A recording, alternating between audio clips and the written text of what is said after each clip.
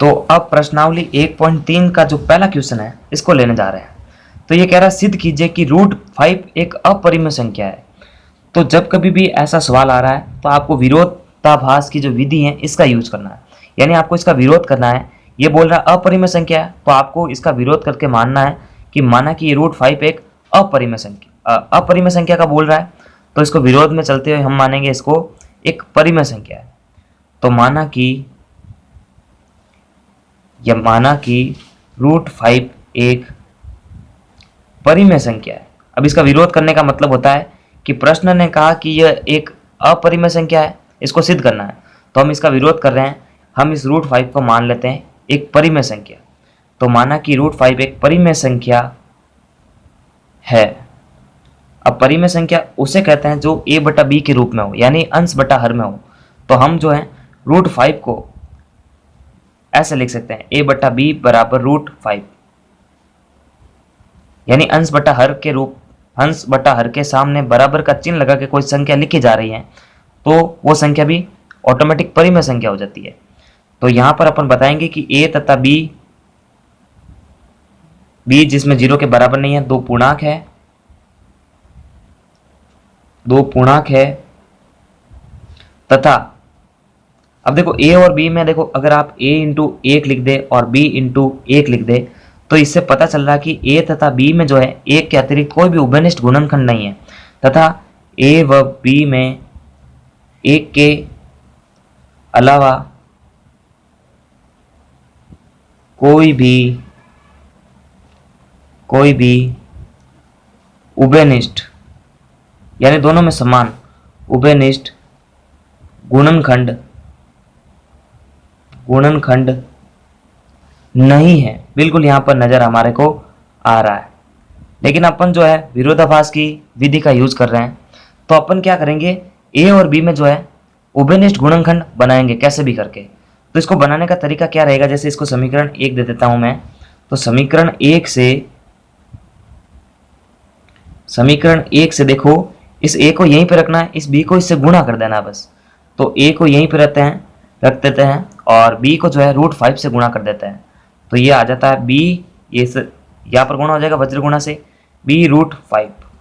अब क्या करते हैं दोनों पक्षों का गुणा कर देते हैं। इसमें दोनों पक्षों में गुणा करने पर दोनों पक्षों का मतलब ये लेफ्ट हैंड साइड और ये राइट हैंड साइड, दोनों पक्षों में गुणा नहीं करना है, माफ करेगा वर्ग करने पर, दोनों पक्षों में वर्ग करने पर। तो वर्ग करने पर a का हो जाएगा स्क्वायर, यानी a स्क्वायर, और इधर भी दो संख्या है तो इन दोनों का भी स्क्वायर होगा। तो देखो स्क्वायर जो है b पर भी है तो b का तो सिंपल b स्क्वायर आ जाएगा, और रूट 5 पर भी स्क्वायर है। जब रूट की संख्या पर स्क्वायर हो तो वो संख्या सिंगल हो जाती है। जैसे रूट 5 पर स्क्वायर है तो रूट 5 इंटू रूट 5 जो है रूट से कट जाएगा और वो संख्या सिंगल ही बाहर आ जाएगी। ठीक है, तो आ जाएगी 5b स्क्वायर। आपको ये समझना पड़ेगा। तो a स्क्वायर बराबर हो गया 5 का b स्क्वायर।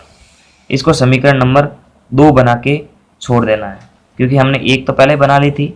अब क्या करते हैं, अब हम अपन जो है कल्पना करते हैं। तो माना कि a बराबर 5c,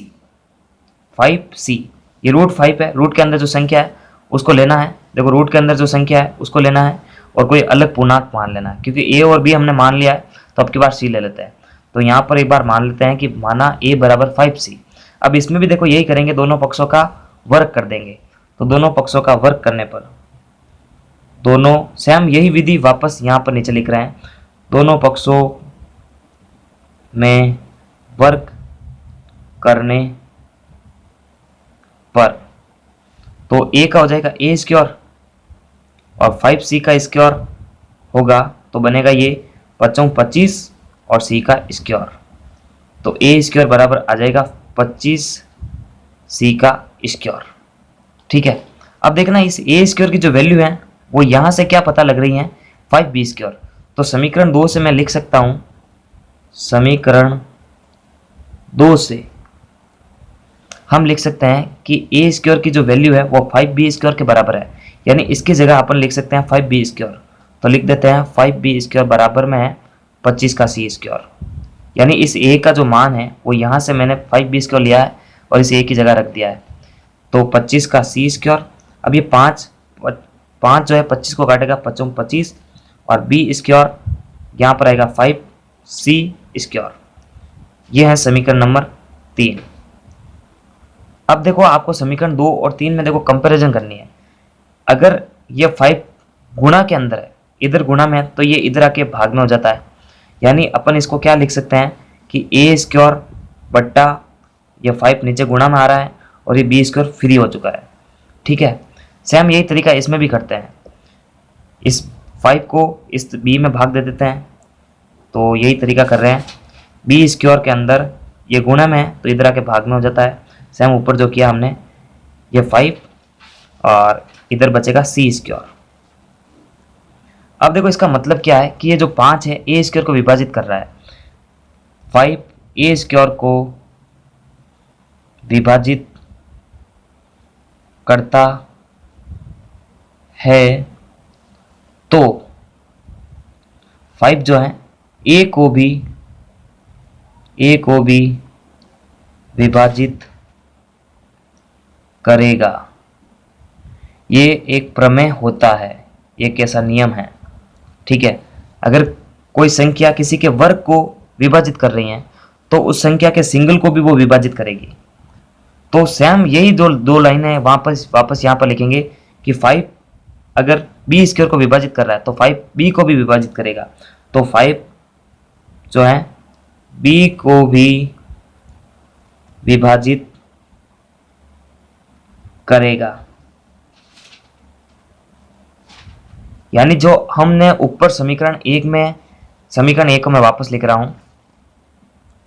समीकरण 1 से, समीकरण 1 थी a बट्टा बी बराबर में √5। अब देखो जब 5 जो है a को विभाजित करे, ये 5 a को विभाजित करे और ये b को भी 5 विभाजित करे, तो अपन यहाँ पर a और b की वैल्यू अगर मैं लिखता हूँ यहाँ पर कि a को जो है यहाँ पर a बट्टा 5 और नीचे है b बट्टा 5, तो इसको सॉल्व करने पर क्या आएगा, a बट्टा 5 इंटू 5 बट्टा b। इसको सॉल्व करने पर ये हो जाए, नीचे वाली संख्या जो है, नीचे वाली भिन्न जो है वो उल्टी हो जाती है। तो देखो इससे क्या पता चल रहा है कि जो a का जो गुणनखंड है वो b का भी गुणनखंड है। यानी देखो इसको अपन ऐसे लिख सकते हैं, 5a बट्टे के अंदर ये इससे गुणा होगा तो 5 इंटू बी बराबर के अंदर है √5।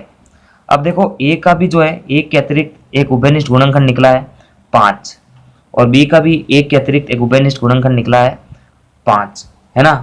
तो हमने ऊपर कल्पना की थी कि a व b में जो है एक के अलावा कोई उभयनिष्ठ गुणनखंड होगा ही नहीं, लेकिन जब हमने इस विधि का यूज किया तो a के और b के जो उभयनिष्ठ गुणनखंड है वो एक के अतिरिक्त कोई और संख्या आ चुकी है, यानी वो संख्या आ चुकी है 5। तो इसका मतलब ये जो हमने रूल्स ऊपर माना था, जो परिकल्पना हमने करी थी कि एक के अलावा इसमें कोई उभयनिष्ठ गुणनखंड होगा ही नहीं, लेकिन हमने जैसे ये रूल्स लगाया तो यहाँ पर एक के अतिरिक्त गुणनखंड इसका 5 निकल चुका है। यानी गुणनखंड का मतलब 5 के उस संख्या के गुणा में वो जो संख्या है, वापस b के भी गुणा में वो संख्या है, तो दोनों के उभयनिष्ठ गुणनखंड एक के अलावा कोई और संख्या भी निकल चुकी है। लेकिन हम जानते हैं कि a तथा b के जो है एक के अतिरिक्त कोई गुणनखंड हो ही नहीं सकते हैं, ये हमने विरोधाभास की विधि का उपयोग करके लाए हैं। तो अपन लिखेंगे लेकिन यह परिकल्पना गलत है, अतः विरोधाभास के कारण, विरोधाभास से √5 एक अपरिमेय संख्या ही होगी, अपरिमेय संख्या ही होगी। तो आपको जो है इस तरह से सिस्टमेटिक इस पूरे क्वेश्चन को सॉल्व करना है। ठीक है, यानी इसका सिंपल सा मेथड है कि a और b की कोई जो है a के अलावा उभयनिष्ठ गुणनखंड होने नहीं चाहिए थे, लेकिन हमने मल्टीप्लाई किया वज्र गुणा और फिर दोनों का वर्ग किया, फिर वापस 5 को जो है a बराबर 5 से माना, फिर वर्ग किया, तो फिर क्या हुआ कि a और b के जो है समान उभयनिष्ठ गुणनखंड आ गए। यानी होना चाहिए था 1 से ही इंटू, लेकिन ये 5 इंटू ए भी हो गया, 5 इंटू बी भी हो गया। तो दोनों के जो है उभयनिष्ठ गुणनखंड 1 के अलावा आ गए, जबकि ये परिकल्पना गलत है क्योंकि हमने ये विरोधाभास की विधि का उपयोग करके इसको सॉल्व किया है। तो यहाँ पर अपन लिख देते हैं कि यह परिकल्पना गलत है, अतः विरोधाभास से √5 एक हमेशा अपरिमेय संख्या होगी। तो नमस्कार, thanks for watching, please like, subscribe and share. आगे आने वाले वीडियो के लिए मैथ्स विद एमपी सर को सब्सक्राइब करें और बेल आइकन को प्रेस करें।